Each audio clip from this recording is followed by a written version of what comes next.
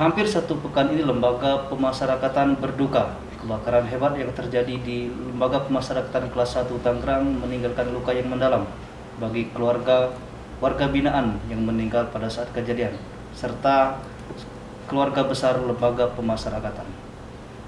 Hari ini kita akan berbincang-bincang langsung dengan Kepala Lembaga Pemasyarakatan kelas 2B Muara Enim, Bapak Herdianto, AIM di IPSH MSI. Selamat pagi Bapak. Pagi Mas Rizky. Gimana kabarnya Pak? Di masa Baik, untuk lebih jelas saya buka masker ya. Ya nggak apa-apa Pak. Oke. Biar lebih jelas suaranya Pak. Jadi gimana kabarnya Pak? Baik Mas Rizky. Iya. Tetap prokes ya Pak, tetap prokes. Tetap Pak. kita prokes. Iya, Tetap. prokes. Jadi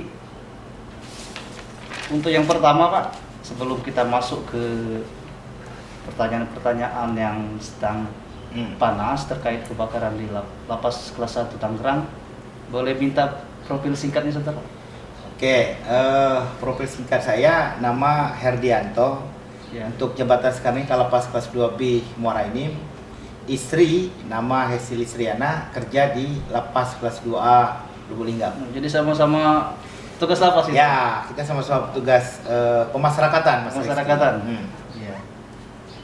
Kalau di Lapas Muara Enim sendiri udah berapa lama Pak? Lapas Muara Enim sendiri saya kira-kira hampir 1 tahun lebih lah. 1 tahun lebih? Ya, 1 tahun lebih. Kalau secara keseluruhan karir kita dari sebelum Muara Enim, dari awal maksudnya Pak? Sebelum Muara Enim kita Kepala Rutan Batu Raja. Batu Raja. Terus hampir 4 tahun di Batu Raja jadi Kalapas kelas 2B Selong. Lombok, NTB, terus pindah lagi menjadi Kalapas kelas 2B Muara Enim. Wah, berarti udah sangat kenyang pengalaman kalau gitu Pak, udah Sudah keliling-keliling. keliling-keliling Iya. Mas Rizky. Sekalian jalan-jalan kayaknya Ya. gitu. Nah, gini Pak, langsung saja Pak. Oke. Kita masuk ke pertanyaan pertama, menyikapi isu yang lagi hangat ini terkait kebakaran di lembaga masyarakat kelas 1 Tangerang. Jadi gimana Pak menurut Bapak? Oke, ini kita berbicara ke Lapas Muara Enim ya. Ya, siap. Untuk menyikapi isu, menyikapi berita yang viral Ya, yaitu benar. tentang kejadian kebakaran di Lapas 1 Tangerang. Kami dari Lapas kelas 2B Muara Enim telah mengambil langkah-langkah Mas Rizky. Ya. Yang pertama, kami beserta tim mengadakan cek langsung ke lapangan, yaitu kami periksa kabel-kabel apakah di blok, apakah di kantor, ruangan, blok, semua kita periksa melalui tim, ada juga dari PLN-nya, Ya. ada tidak kabel-kabel yang bisa mengakibatkan terjadi konsleting listrik di Lapas Muara Enim. Jadi kejadian yang sudah terjadi di lembaga pemasyarakatan kelas 1 Tangerang kita jadikan pelajaran kayak gitu Pak. Ya, Nah, semoga untuk di Lapas Muara Enim sebagai apa namanya sedia payung sebelum hujan. ya, Oh, gitulah gitu. kira-kira Mas Rizky. Siap-siap Pak. Terkait kan kalau tadi kan kebanyakan timbul berbagai macam statement Pak terkait kejadian di Lapas Tangerang. Itu ada yang bilang oleh inilah, oleh itulah, ada yang bilang gara-gara overcrowded Pak. Kalau di Lapas Muara Enim sendiri Pak, untuk per hari ini berapa Pak? Untuk per hari ini Lapas Muara Enim isinya 1.102 orang. 1.102 orang Ya. Pak. Kalau menyikapi overcrowded sendiri Pak, gimana Pak di Lapas Muara Enim? Jadi gini Mas Rizky, di mana-mana seluruh unit pelaksana teknis yang ada di Indonesia ini semua permasalahan ada di overcrowded. Benar. Ya, untuk menyikapi bagaimana sih kita mengurangi overcrowded, yaitu satu, kita melaksanakan program asimilasi. Asimilasi ya. Yang kedua, program pembebasan bersyarat, program cuti bersyarat, terus pemberian remisi, terus kita melakukan pemindahan narapidana kita ke unit pelaksana teknis yang masih belum overcrowded. Contoh di sini ada Lapas kelas 2 Alahat, ada Lapas kelas 2B 4 Lawang, ada Lapas kelas 3 Surulangun Musirawas. Oh, jadi di Lapas Muara Enim sendiri rutin gitu Pak ya? Ya. Melakukan operan untuk pemindahan ke lapas-lapas di sekitar sini. Ya, kita untuk mengurangi overcrowded kita laksanakan pemindahan ke lapas-lapas lain yang masih memungkinkan, yang belum terlalu overcrowding seperti di lapas kelas 2B Muara Enim ini, Mas Rizky. Selanjutnya Pak, ini berbagi tentang tantangan-tantangan Pak. Kalau menjadi seorang lapas kan udah hampir 4 atau 5 Ya. tadi UPT yang udah Bapak. Oke, Mas Rizky, ini kita berbagi cerita ya. Ya. Tantangan menjadi seorang kalapas. Yang pertama adalah Mas Rizky, kita bagaimana caranya leader kita merubah mindset, pola pikir dari petugas itu sendiri, dan bagaimana petugas itu mempunyai integritas. Ya, contoh bagaimana kita memberikan masukan, memberikan nasihat kepada petugas yang dilarang di lapas. Berarti merubah mindset serta integritas gitu Pak untuk Ya. petugas. Kalau di Muara Enim sendiri Pak, Oke. gimana trik dan tips Bapak untuk merubah mindset Ya. petugas? Untuk di lapas Muara Enim, yang pertama saya lakukan adalah memberikan informasi, ya, memberitahu kepada petugas bahwa kita harus merubah pola pikir atau mindset kita menjadi petugas yang mempunyai integritas. Contoh, ya, tidak boleh memasukkan handphone, Ya. tidak boleh pungli, tidak boleh memakai narkoba atau memasukkan narkoba. Bagaimana lapas khususnya lapas Muara Enim ini Ya. zero dari halinar. Ya. Sebenarnya sih kalau kami yakin kalau lapas Muara Enim untuk saat ini di bawah kepemimpinan Bapak Herdi zero dari halinar Pak. Tapi seandainya Pak, Ya. ini seandainya kita berandai-andai Pak. Kalau seandainya ada salah satu pegawai atau oknum yang berani memasukkan handphone lah, katakan gitu. Gimana tindakan Bapak? Oke, jadi gini, Laku ke lapas. Mas Rizky ya, saya pada saat mengambil apel ya, dan selain apel ya, kepada memberitahu atau monitoring kepada rekan-rekan petugas, yang saya benci yaitu menjadi pengkhianat, Mas Rizky. Ya, Pengkhianat istilahnya menjadi Pak. pengkhianat, Ya. ya, khususnya oknum-oknum petugas yang masih, ya ini saya ulangi ya, Ya, siap. yang masih melanggar, memasukkan handphone, pungli, terus narkoba, ya. Ya. Nah, jadi kepada oknum-oknum kawan-kawan di lapas Muara Enim, ya, sekali lagi berhenti, Ya, karena kita sudah punya gaji, dan ingat juga kita punya anak istri di rumah, Mas Rizky, Oh, iya. ya. Sekali lagi untuk oknum-oknum, khususnya oknum petugas lapas Muara Enim, stop, ya, Jadi melakukan pengkhianat. Gitu. pungli, Ya. melakukan membawa handphone ke dalam, narkoba. Ya, bagaimana caranya lapas Muara Enim ini zero, Mas Rizky, daripada halinar. Ya, amin, amin, amin. Saya anggap oknum itu adalah oknum pengkhianat. Bagaimana kita menjaga marwah Kementerian Hukum dan HAM ini, tidak ada yang lain. Kita lah yang bisa menjaga marwah itu, Mas Ya. Rizky. Untuk pengkhianat tadi Pak, Ya. tindakan terakhir ya gimana Pak? Kalau seandainya memang udah terbukti ya satu kali gitu Pak. Kalau ada oknum pengkhianat, ya, yang ketangkep basah, yang ada alat bukti cukup, kita akan teruskan. Bila perlu pecat petugas itu. Karena Sampai dipecat. pengkhianat tidak boleh berada di lapas Muara Enim ini, Mas Rizky. Mantap, berarti sangat tegas Bapak Kalapas Muara Enim ini. Ya, kalau ada teman-teman yang berani mencoba atau coba-coba menjadi pengkhianat, tiada kata lain selain dipecat. Gitu. Ya Pak? Ya, Gitu, Pak? sepakat. Nah, Kita tidak ada tawar-menawar. Pecat yang jadi pengkhianat. Oke Pak, selanjutnya kita agak santai dikit Pak. Oke. Terkait masih di sekitaran lapas Muara Enim, kita ke pembinaannya dulu Pak. Ya. Ya. Apa-apa aja pembinaan yang ada di lapas Muara Enim, baik itu kepribadian maupun juga kemandirian. Katanya kan kemarin-kemarin sempat dengar di lapas Muara Enim itu ada membatik katanya. Ada juga yang pecinya udah sampai kemana-mana kayak gitu Pak. Oke, Oh, ya. ya. Gimana Pak? Alhamdulillah Mas Rizky, untuk pembinaan di lapas Muara Enim ini banyak yang kita lakukan. Yang pertama adalah ada namanya membatik. Ada namanya pertanian yaitu hidroponik. Ada namanya pengelasan. Ada sablon. terus pertukangan.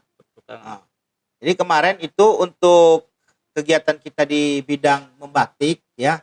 Alhamdulillah Pak PJ Bupati Muara Enim langsung pesan ke kita. Tapi bukan hanya PJ Bupati Muara Enim, tapi ada rekan-rekan kita juga pesan ke kita. Contoh dari perusahaan daerah Muara Enim, pesan bajunya ke kita juga.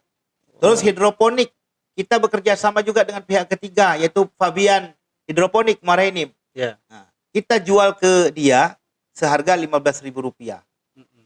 Terus kegiatan pengelasan sudah banyak dari kawan-kawan luar juga pesan meja untuk kafe untuk kantor kepada kita juga. Ya, jadi bukan sebatas omongan kalau kayak gitu, Pak. Lapas Muara Enim memang lapas yang produktif kalau kayak gitu, Pak. Oh, dan juga gini, Pak. Kan lagi panas-panasnya juga loh tentang kafe, kafetaria di Lapas Muara Enim. Kan ini ada teman-teman yang geser sana, geser sini kan terkait kafe Lapas Muara Enim. Gimana, Pak? Untuk kafe Lapas Muara Enim itu sarana terpadu sebenarnya Mas Rizky. Di situ ada kafetaria, ada galeri WBP, ada musola, ada cucian mobil, ada permainan aktivis, serta ada sarana asimilasi, edukasi narapidana. Jadi luar dalam, Pak? Ya. Kalau kayak gitu, Pak. Di luar ada kafetaria serta asimilasi, di dalam pembinaan kepribadian serta kemandirian.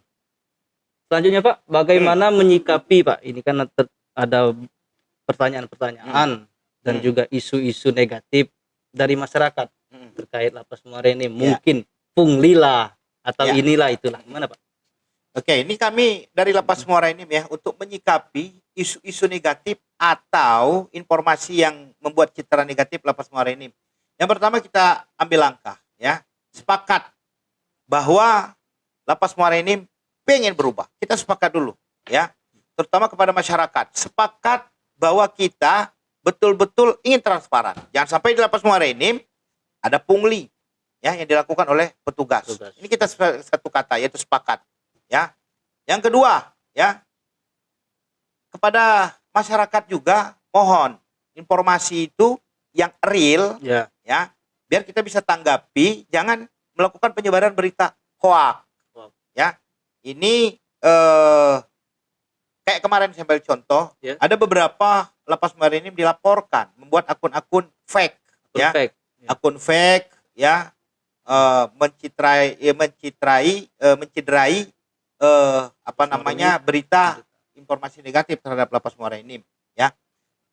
Kita dari Lapas Muara Enim telah berusaha ya memberikan yang terbaik buat Lapas Muara Enim ya, walaupun tidak sebanding antara petugas dan narapidana itu sendiri. Petugas kita, Pak Mas Rizky ya, seluruhnya 81 orang. Itu seluruh, baik itu jajaran KPLP, jajaran Kamtib, jajaran TU, serta di jajaran Binadik ya, tidak sebanding. Tapi kami berterima kasih kepada masyarakat yang memberikan informasi ya adanya hal-hal yang membuat citra negatif terhadap Lapas Muara Enim.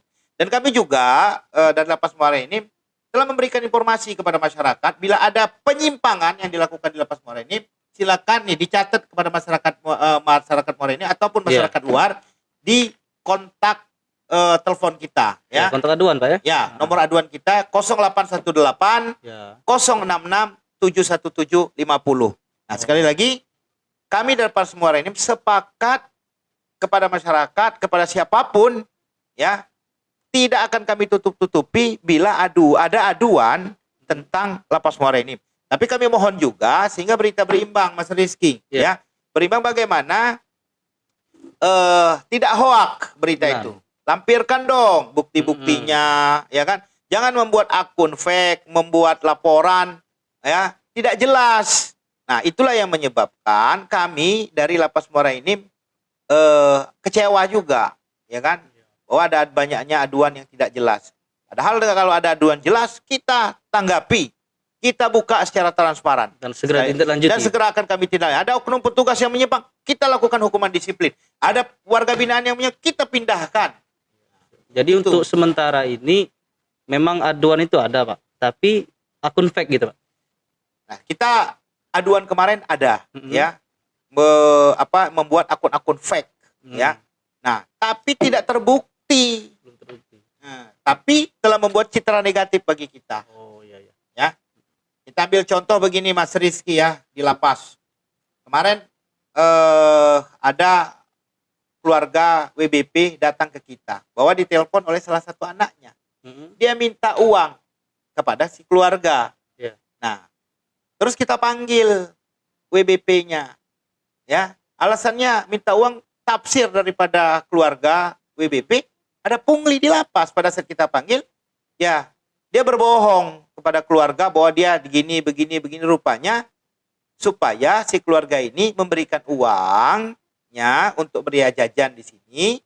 Ya, kan di sini ada koperasi nih, Mas Rizky ya.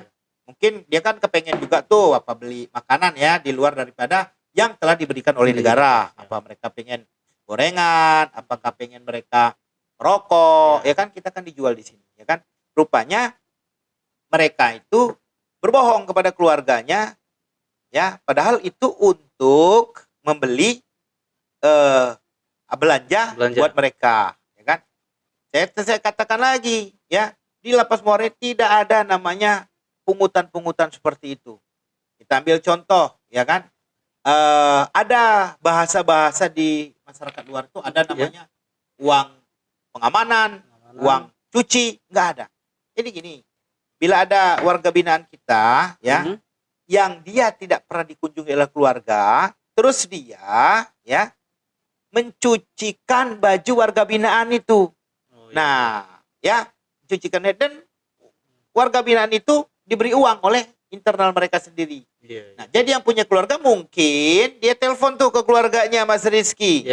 Ke keluarganya minta uang untuk nyuci di sini, untuk beli ini. Padahal itu dia malas mungkin cuci. Nah, dia nyuruh warga binaan yang tidak dikunjungi tadi, terjadilah di situ, kan? Ada transaksi di sana. Ada transaksi di situ seolah-olah lapas, khususnya Lapas Morenin atau lapas-lapas lain, ada pungli di sana. Padahal saya katakan itu kesepakatan antara warga binaan itu sendiri. Berarti ada miskomunikasi kalau kayak gitu, Pak. Nah, baik untuk masyarakat juga, terkhusus keluarga, warga binaan, terkhusus di Lapas Kelas 2B Morenin, kalau seandainya ada isu-isu negatif ataupun telepon dari keluarga, dari warga binaan sendiri, di cross check, konfirmasi lebih lanjut kalau kayak gitu, biar tidak terjadi miskomunikasi. Sekali lagi Mas Rizky, kami dapat dari Lapas Morenin tidak akan tutup-tutupi. Kita buka terang benderang bila ada penyimpangan, baik itu dilakukan oleh oknum petugas yang pengkhianat tadi, baik itu yang dilakukan oleh oknum WBP itu sendiri. Nah, sekali lagi Mas, kita sepakat, mari bersama-sama kita awasi, khususnya Lapas Morenin menjadi yang terbaik, menjadi zero daripada halinar HP, pungli dan narkoba tadi, Mas. Bersama masyarakat.